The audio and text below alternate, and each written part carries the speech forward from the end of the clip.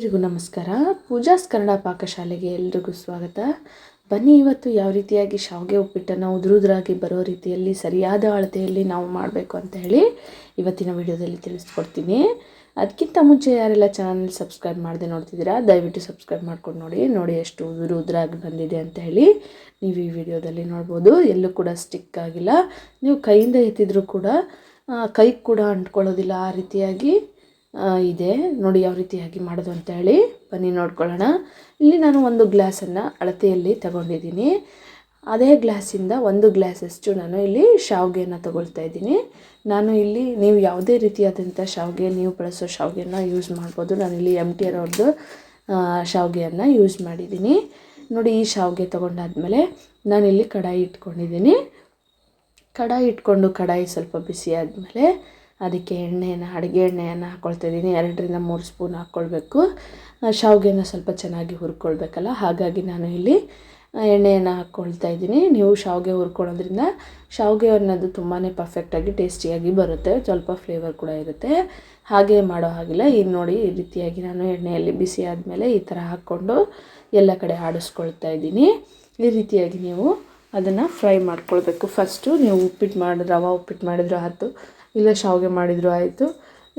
ಫಸ್ಟಿಗೆ ಅದನ್ನು ಹುರ್ಕೊಳ್ಳೋದ್ರಿಂದ ಫ್ಲೇವರ್ ಅನ್ನೋದು ತುಂಬಾ ಟೇಸ್ಟಿಯಾಗಿ ಬರುತ್ತೆ. ಇದು ಹೊಂಬಣ್ಣ ಬರೋವರೆಗೂ ಸ್ವಲ್ಪ ನೋಡ್ತಾ ಇರ್ಬೋದು, ಕಲರೆಲ್ಲ ಚೇಂಜ್ ಆಗ್ತಾಯಿದೆ. ಅಲ್ಲಿವರೆಗೂ ನೀಟಾಗಿ ನೀವು ಮೀಡಿಯಮ್ ಫ್ಲೇಮಲ್ಲಿ ಫ್ರೈ ಮಾಡ್ಕೊಳ್ಬೇಕಾಗುತ್ತೆ. ನೋಡಿ, ಇವಾಗ ಇದು ರೆಡಿಯಾಗಿದೆ. ಈ ಥರ ಆದಮೇಲೆ ನಾನು ಮತ್ತೊಂದು ಕಡಾಯಿಯನ್ನು ಇಟ್ಕೊಂಡು ಒಗ್ಗರಣೆಗೆ ಎಣ್ಣೆಯನ್ನು ಹಾಕ್ಕೊಳ್ತಾ ಇದ್ದೀನಿ. ನೋಡಿ, ಈ ಥರ ಎಣ್ಣೆ ಹಾಕ್ಕೊಂಡ್ಬಿಟ್ಟು ಎಣ್ಣೆಯನ್ನು ಬಿಸಿ ಮಾಡ್ಕೋಬೇಕು.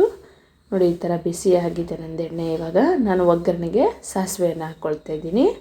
ಸಾಸಿವೆ ಹಾಕ್ಕೊಂಡ್ಮೇಲೆ ಸ್ವಲ್ಪ ಶೇಂಗಾ ಬೀಜವನ್ನು ಹಾಕ್ಕೊಳ್ತಾ ಇದ್ದೀನಿ. ಕೆಲವೊಬ್ಬರು ಶೇಂಗಾ ಇಷ್ಟಪಡದೇ ಇರೋರು ಸ್ಕಿಪ್ ಮಾಡ್ಬೋದು. ಕಡಲೆಬೇಳೆ, ಉದ್ದಿನಬೇಳೆ ಕೂಡ ನೀವು ಹಾಕ್ಕೋಬೋದು. ನನ್ನ ಮಕ್ಕಳು ತಿನ್ನೋದಿಲ್ಲ, ಹಾಗಾಗಿ ನಾನು ಇಲ್ಲಿ ಹಾಕ್ತಾಯಿಲ್ಲ. ನೋಡಿ, ಇಲ್ಲಿ ಒಗ್ಗರಣೆಗೆ ಹಾಗೆ ಕರಿಬೇವು ಸೊಪ್ಪನ್ನು ಹಾಕ್ಕೊಂಡು ನೀಟಾಗಿ ಆಡಿಸ್ಕೊಳ್ತಾ ಇದ್ದೀನಿ. ಈ ಥರ ಹಾಕ್ಕೊಂಡಾದ್ಮೇಲೆ ಜೀರಿಗೆಯನ್ನು ಹಾಕ್ಕೊಳ್ತಾ ಇದ್ದೀನಿ. ಅದನ್ನು ಕೂಡ ಹಾಕ್ಕೊಂಡಾದ್ಮೇಲೆ 1-2 ನಿಮಿಷ ಬಾಡಿಸಿ ಇಲ್ಲಿ ಹಸಿಮೆಣ್ಸಿಕಾಯಿನ 2-3 ಕಟ್ ಮಾಡ್ಕೊಂಡಿದ್ದೀನಿ. ಈ ಹಸಿಮೆಣ್ಸಿಕಾಯಿನ ಹಾಕ್ಕೊಂಡು ನೀವು ಫ್ರೈ ಮಾಡ್ಕೊಳ್ಬೇಕು. ಖಾರ ನಿಮಗೆ ಎಷ್ಟು ಬೇಕೋ ಅಷ್ಟು ನೋಡ್ಕೊಂಡು ಹಾಕ್ಕೊಳ್ಳಿ. ಈ ಥರ ಆದಮೇಲೆ ಸಣ್ಣದಾಗಿ ಹೆಚ್ಚಿರುವಂಥ ಈರುಳ್ಳಿಯನ್ನು ನಾನು ಇಲ್ಲೇ ಹಾಕ್ಕೊಳ್ತಾ ಇದ್ದೀನಿ. ನೋಡಿ, ಈ ಥರ ಆಡಿಸ್ಕೋಬೇಕು.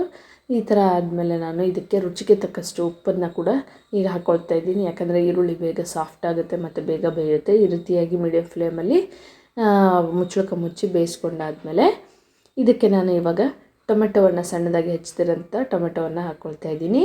ಇಲ್ಲಿ ನೀವು ಬೇಕಾದರೆ ವೆಜಿಟೇಬಲ್ಸ್, ಬಟಾಣಿ, ಕ್ಯಾರೆಟ್, ಬೀನ್ಸ್ ಕೂಡ ಹಾಕ್ಕೊಳ್ಬೋದು.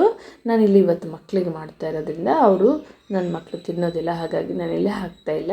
ನೋಡಿ, ಈ ಥರ ಮುಚ್ಚಿದಾದ್ಮೇಲೆ ಸಾಫ್ಟ್ ಆಗಿದೆ. ಇವಾಗ ಟೊಮೆಟೊನ್ನೆಲ್ಲ ಸ್ಮ್ಯಾಶ್ ಈ ಥರ ಮಾಡ್ಕೊಳ್ತಾ ಇದ್ದೀನಿ.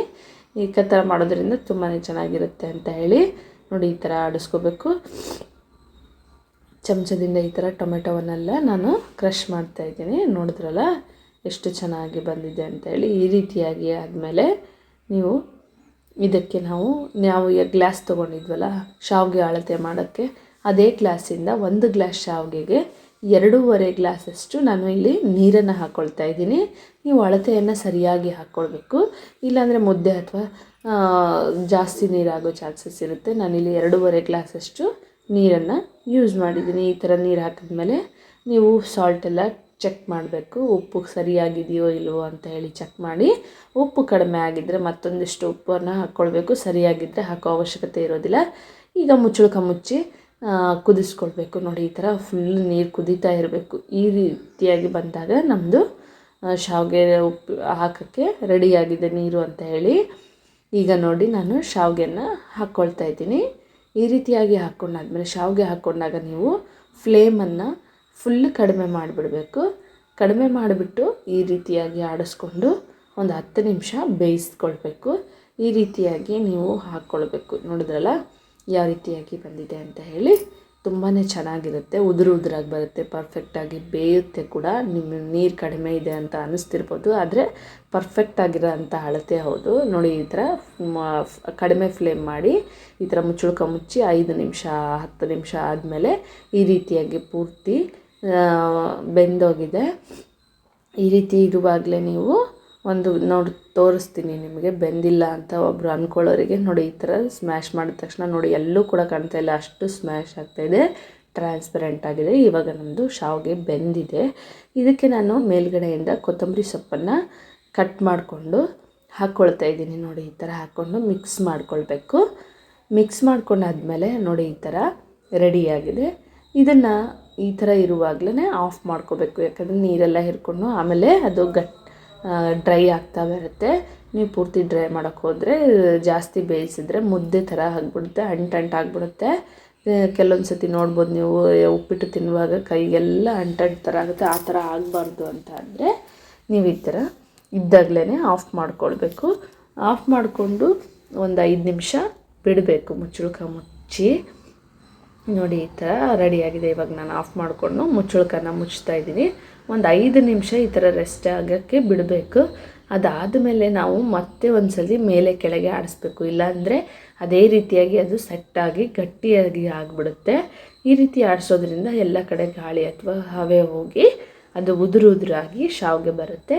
ನೋಡಿದ್ರಲ್ಲ ಫ್ರೆಂಡ್ಸ್, ಯಾವ ರೀತಿಯಾಗಿ ನಾನು ಇಲ್ಲಿ ಶಾವಿಗೆ ಉಪ್ಪಿಟ್ಟನ್ನು ಉದುರಾಗಿ ಬರುವ ರೀತಿಯಲ್ಲಿ ಮಾಡಿದ್ದೀನಿ. ನೋಡಿದ್ರಲ್ಲ, ಎಲ್ಲೂ ಕೂಡ ಅಂಟಂಟು ಥರ ಆಗಲಿ ಸ್ಟಿಕ್ಕಿ ಆಗಲಿ ಎಲ್ಲೂ ಅನ್ನಿಸ್ತಾ ಇಲ್ಲ. ನೋಡಿದ್ರಲ್ಲ ಎಷ್ಟು ಉದುರಾಗಿ ಪರ್ಫೆಕ್ಟಾಗಿ ಬೆಂದಿದೆ ಅಂತ ಹೇಳಿ. ನೀವು ಕೂಡ ಟ್ರೈ ಮಾಡಿಕೊಂಡು ಯಾವ ರೀತಿಯಾಗಿ ಬಂತು ಅಂತ ಹೇಳಿ ನನಗೆ